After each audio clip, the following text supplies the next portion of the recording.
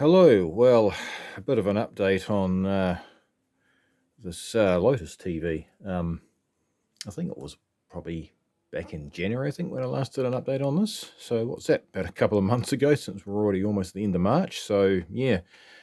So I decided yesterday afternoon and the evening to get back to this and investigate as to why the tuner was having problems, and I was getting a generally pretty poor performance from it.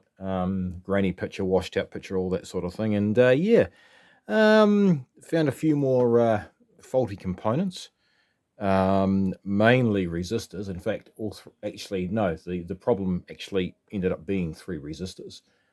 But I will try and walk you through what I found wrong. And yeah, it goes a hell of a lot better now than what it did. And I'll demonstrate it to you after I've waffled on about my fault finding procedure and all that sort of thing. So yeah, I've had this tuner apart a couple of times. It's all back together now and all sorted. I can't quite remember whether I mentioned I tested the PCC189, PCF801. The PCC189 tested fine, but the PCF801 was reading quite low in emissions on the pentode side. So I changed it, and made no real difference, but at least now I know I've got a good one on there. I said I can't remember whether I actually covered that in the last video or not. So yeah, so I mucked around with the tuner mechanism and contacts and cleaned them all again properly and adjusted a couple of things, and I had the pitcher now locking on station. I didn't have to hold the tuner in between stations. I had it now locking on station, but the pitcher was just, it was there, but it was very, very weak, very washed out, almost lacking in gain. It was like, okay, there's obviously something not quite right here.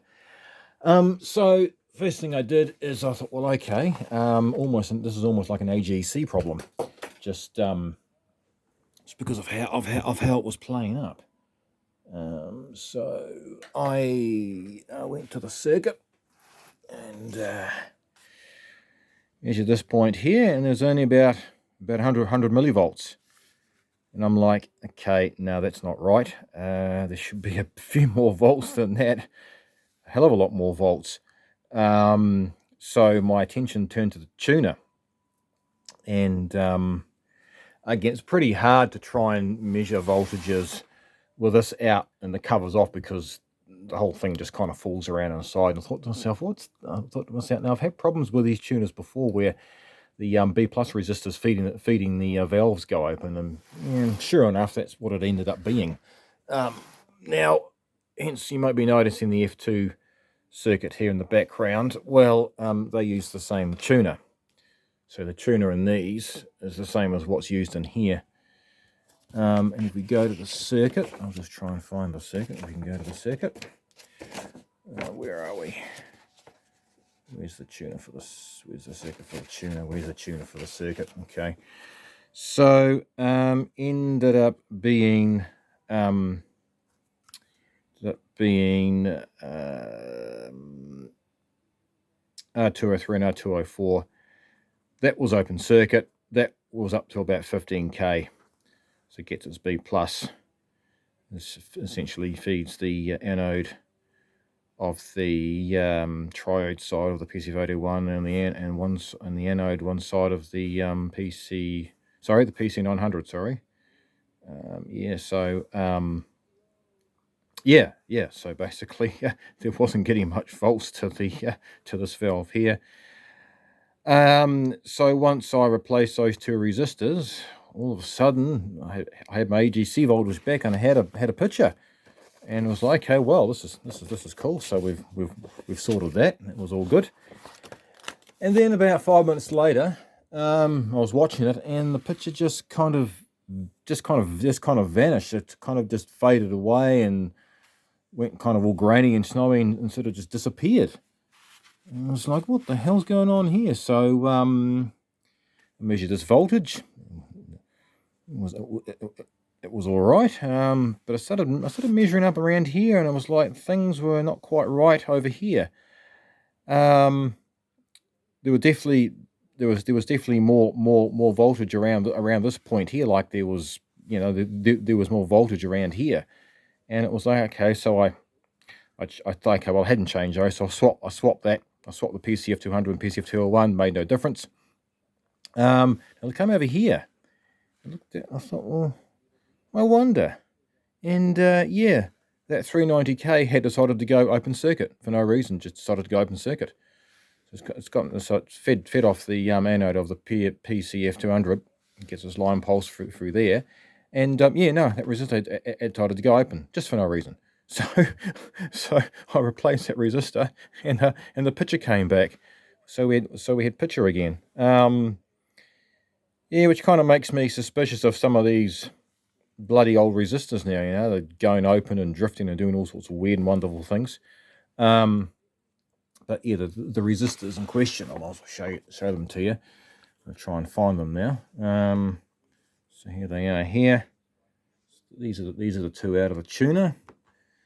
I'll try and do this one-handed, of course, and we all know how well that can go sometimes. I said this is only a quick update, pretty much just on the fly, not pre-rehearsed. Mind you, none of my videos are, because I just can't do that. So that is the 6.8K. Look at that. Once I get reading about, I'm just reading about 17K, so that's meant to be 6.8, so that's pretty much doubled its value. And the 5.6K, if we put a meter on that, open circuit. So that's had it. And the 390K, oops, and that resistor just that 5.6K just disappeared between the two gaps in the bench, so never to be seen again.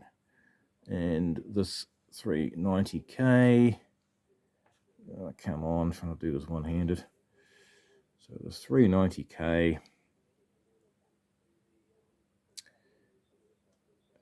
is also open. So yeah, so those two resistors can fuck off. Pardon the French. Also changed that one mic cap as well. That was also open. So you just, yeah, so basically just a combination of components in this general area causing all sorts of grief. When the AGC started playing up, when the AGC started playing up, no, sorry, when I started having problems with the picture disappearing, and the AGC was doing weird things, I immediately thought of these two 10 meg resistors, or these two 1 meg resistors going higher open, but now they're all checked fine. But yeah, that bloody 390K, yeah, because I'm thinking, because it was almost like the tuner packed up, and I thought, well, no, hang on, it can't be that, you know. I swapped the tuner valves over just to make sure, but no, my gut feeling was something in here had gone wrong, because I said that voltage had completely changed to what it was.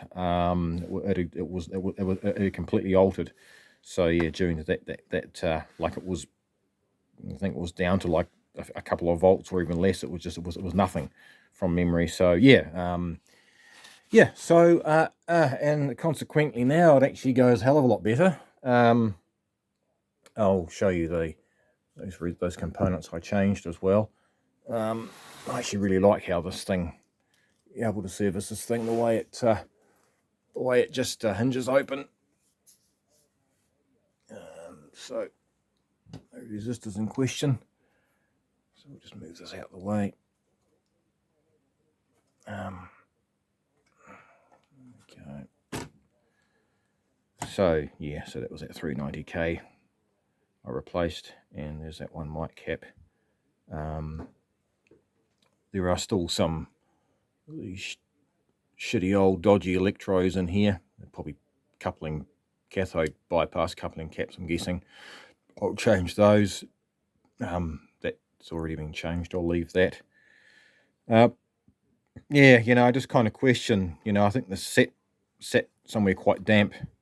You can see a bit of rust on that there, and I don't know. I just sort of makes me a bit suspicious now of even these Phillips resistors going open. While they are generally, as we know, they are generally pretty good, pretty reliable. Yeah, so anyhow, enough waffling. I'll show you what it's like at the moment. Now that little tag is jammed. Oh, come on. Come on. Before I end up breaking a fingernail. Come on. 1 second. Where's the screwdriver?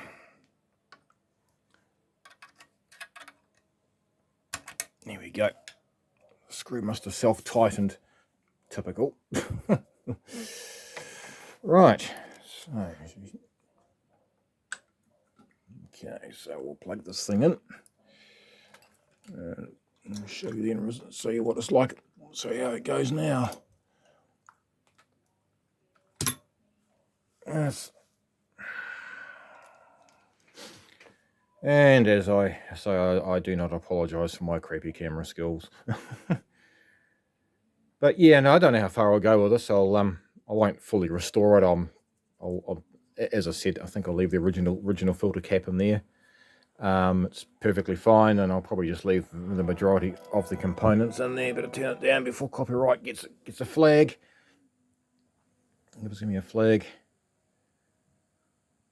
And wait for it to warm up.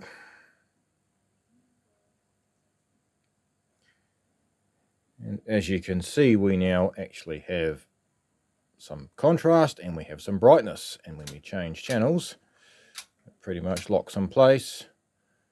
And the tube's actually got a lot of life in it. It's nice and bright. So yeah, damn sight improvement on what it was. Tuning works, which is good. So that's all working as it should.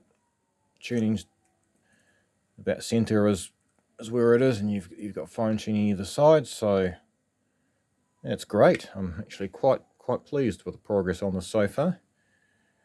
Yeah, well, in some ways with minimum component replacement. You know, minimum parts. Get to this point with minimum parts being changed. Yeah, so not too bad really, I guess. Not too bad at all, considering. Yeah, so that's pretty much where I'm at with this. Yeah, like I said, I probably won't do a full restoration on it. You guys have all seen this before anyway, but that actually stays quite cool. I had it on for a couple of hours earlier, and yeah, that kept, it's warm, but it's not like hot or anything, so it's more likely okay. I'll probably just give it a clean, and I'll change those other old electrodes and adjust the picture. But yeah, no, I'm overly pretty happy with the end result of this for this update. Yeah. So yeah, it's all doing what it should.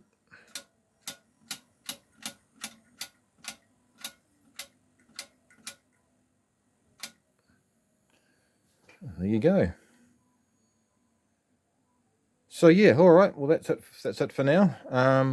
Not quite sure when I'll do another update on this thing, or when I'll even get a chance to work on it again. Just my time I've got even less time these days. So yeah, and we're coming into autumn here now, so the weather is changing, but it's still quite warm during the day. So it's a Sunday afternoon. I've got a couple of hours before I have to go and do something, so I thought, well, I might as well just have a bit of a play with this thing for the afternoon. And yeah, all right. Thanks for watching, guys, and I'll post another update at some point soon. Cheers.